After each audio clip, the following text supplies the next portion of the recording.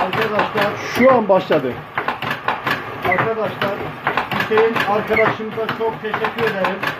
Böyle bir makine yaptığı için sorunsuz sıkıntısız dolum alıyor. Silin. Dolumlarımız alttan uçtan köküne kadar tamamen doludur. Bir ayarda çok kaliteli, sekme yok, file yok, yırtma yok. Hüseyin arkadaşımıza çok teşekkür ediyorum burada. Başarıların devamını isterim inşallah. Çok sağ olsun. Gerçekten de çok memnunuz.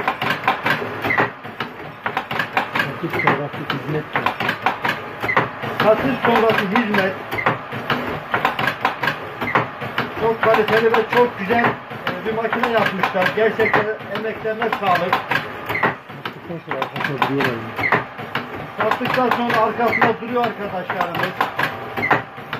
Arasına arayıp soruyorlar nasıl dolduruyor, iyi mi? Parçada eksiklik var mı? Ama hiçbir sıkıntı yaşamadım ben bu makine yardım alalı. Görüyorsunuz arkadaşlar, hiçbir sorun, sıkıntı yok. Buradan Hüseyin arkadaşımıza çok teşekkür ediyorum ben.